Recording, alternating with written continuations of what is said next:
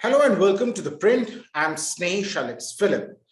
Well, today is a very unique show. It's a unique video. It's actually an interview with someone that I've known over the years. I first met her when she was, I think, 7 or 8 years old. And now she is in her class 11 and she's in Singapore pursuing her studies there on scholarship.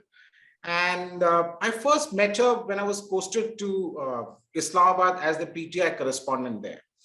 So her father was also posted to Islamabad as part of a diplomatic posting. And so I've interacted with her when she was a young child. And though she continues to remain young, but then she's no longer an 80-year-old girl that I've known.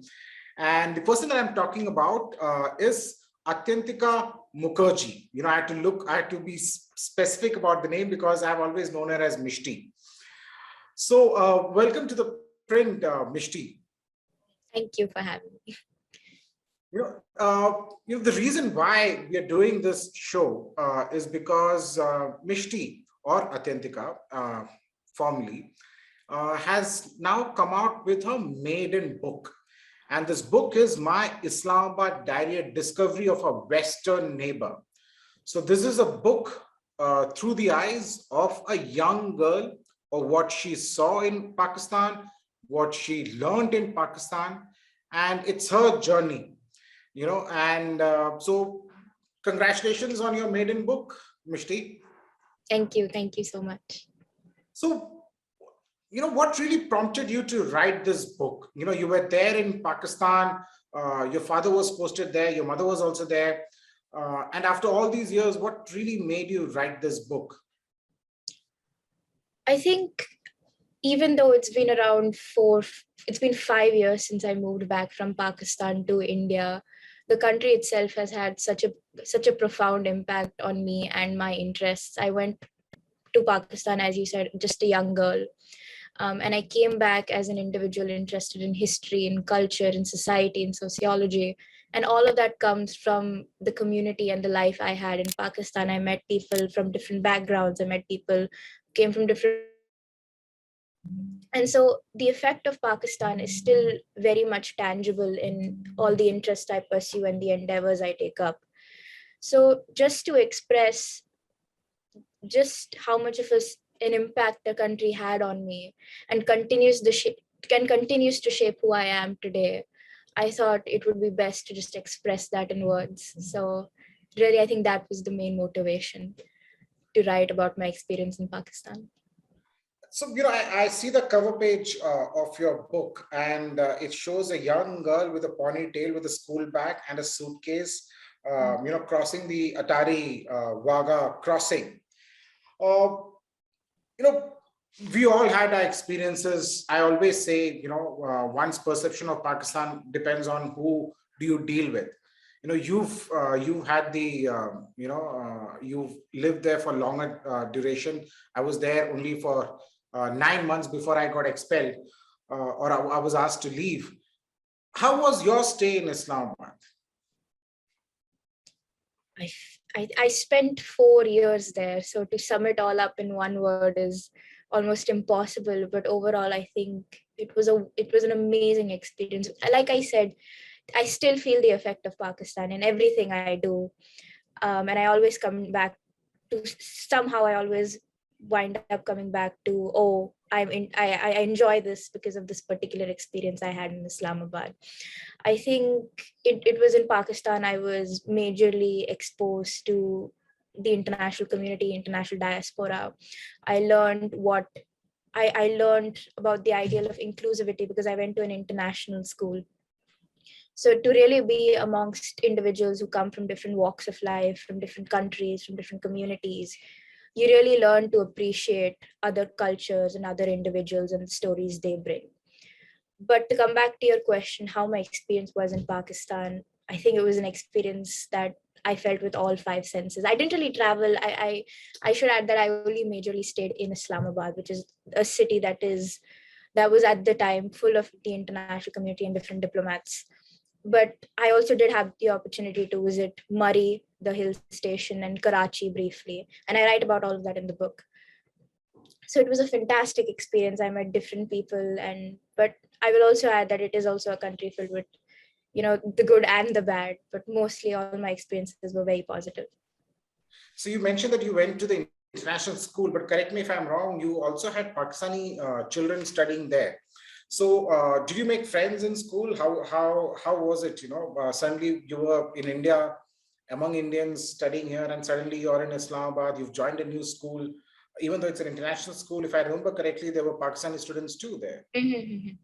Yeah, it was very concerning. I remember one concern I had when my father told me we're moving to Pakistan. At the time, the concern was not, oh, we're moving to Pakistan. The concern was, will I make friends in Pakistan? Because he had told me it's an international school. And as you said, I'd never been to an international school before. So it was very scary at first. And what you mentioned about there being there being Pakistani students, that's very much true. But I never felt any sort of bias or prejudice. I think that was the last sentiment that was ever directed at me. In fact, one of my best friends was Pakistani, and to this day, we are still in touch and we do talk regularly. So it was, and the school itself really provided an environment because they were very conscious of the fact that it was an international community and international students. It was as inclusive as possible. We had celebrations to really celebrate how unique all our backgrounds were. So there was never any sense of divide between us. It was all very inclusive and allowed you to really assimilate into the environment. So that's good to know. Tell me something, when, of course, I had my experience there, but from your point of view, did you at any point of time miss being in India, miss the festivals, like, for example, maybe Diwali, Holi, other celebrations that take place. Durga Puja is big in West Bengal, among the Bengalis. So did you miss any of those Indian festivals while you were in Pakistan? The Indian High Commission there really did its best to make sure that we could celebrate these unique festivals, because we were not the only Indian diplomats there. There were a whole bunch, and we all used to come together to celebrate all the different holidays: Diwali, Durga Puja, Holi. All of it used to be celebrated at the High Commission, and it was really our own special day in foreign territory. But we used to really make the most of it. Of course, it doesn't compare to the grandeur of the celebration in our own country, but we did make the most of it, and those are some of the best memories I've had, because we were just a bunch of, just from my perspective, because I was still, as you said, a kid there. We were just trying to make the most of it and replicate our experiences in our hometowns in this foreign country. And of course, like I said, not completely replicable, but it was very fun, and some of the best moments I've ever had.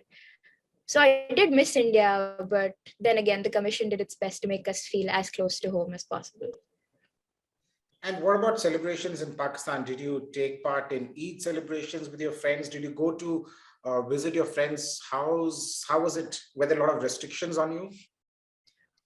We did celebrate Eid, and we did celebrate a lot of Pakistani festivals, not only Pakistani festivals, because the community there was so diverse. We celebrated um, Christmas, all of the sort, just, going to different people's houses and really trying to involve ourselves in their culture and in their backgrounds. So, and that was fun. I remember during Eid, you're supposed to customarily hand out gifts, and my mom, despite not being Muslims and we don't celebrate Eid, but she would still stock up on these gifts just because during Diwali, our neighbors would come over to wish us. So it was something that we thought we would do in return, and we used to do it every year. Talking about restrictions, because we were diplomats and because at the end of the day we were Indians in Pakistan, we did have to be very careful. But beyond that, we were given a lot of freedom, and we really did make the most of it. Interestingly, viewers, for example, while I was posted in Pakistan, there used to be two people on bike who used to follow me all around wherever I went. Even if I had to go to the market, they will follow me to the shop, to any restaurant that I was there. And I used to keep visiting Mishti's father a lot. He was a diplomat, Indian diplomat posted there.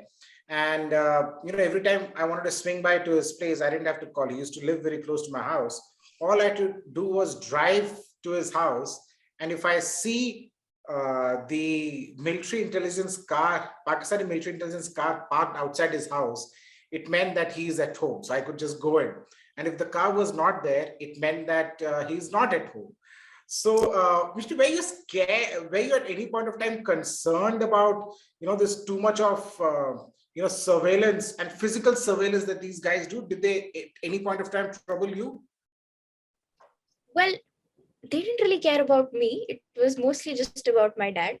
But even as a child, you don't tend to notice these sort of things. Now, in retrospect, I understand that it is wherever we went, there was always this one car in the background. As you said, these were the intelligence officers.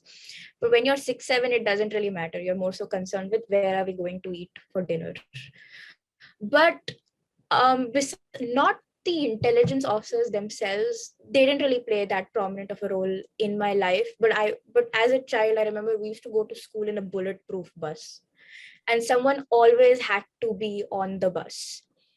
And it is only now that I sort of realized, okay, I went to school on a bulletproof bus because it was as thick as an elephant. You don't see that. Like, normal buses don't compare.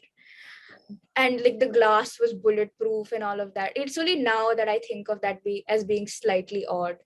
And the school itself, lots of security. You had to have like a particular sticker on your car or they just would not let you through. So it was these sort of elements that made me realize that this has the potential to be slightly dangerous, but it never was, because security was taken very, very seriously and everyone did their best to be as cautious as possible. Absolutely. There were occasions when the Indian embassy staff, instead of going in their individual cars, there were at times when they were picked up in buses because there were security concerns, because they were, when things between India and Pakistan were not going so great. The first people who are left at the mercy are the diplomats posted there. So, Mishti, tell me one thing. Do you miss anything about your life in Islamabad? If given a chance, would you like to go back? Oh, I feel like that's a heavy question. I think the things I miss are just the things I miss I have found in India. I think friends, family, all of that. I mean, I've managed to build a community over here for myself. So going back to Pakistan, I think that the experience I had there is incomparable and I will never be able to live it again. So I wouldn't want to go back to Pakistan. I do miss it. But I think my feelings on going back are slightly muddled because I think I've lived through it once. Would I want to go back? Maybe not. But do I miss it? Certainly. Of course, you don't want to go back to a school in a bulletproof bus. Yeah. I think one life of thrill I have lived. I'll stick to normal vehicles now. That's fine with me. Well, there you go. It's so nice talking to you, Mishti, on this, and congratulations on your book. And viewers, do get on to Amazon, Flipkart. Do buy this book.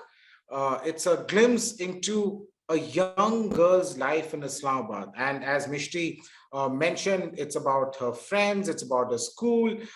It's about the security that they had to they had to cater for, the bulletproof bus, which and the glasses were, as she said, as thick as an elephant.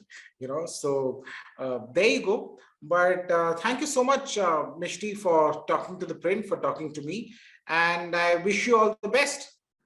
Thank you for having me and for this opportunity.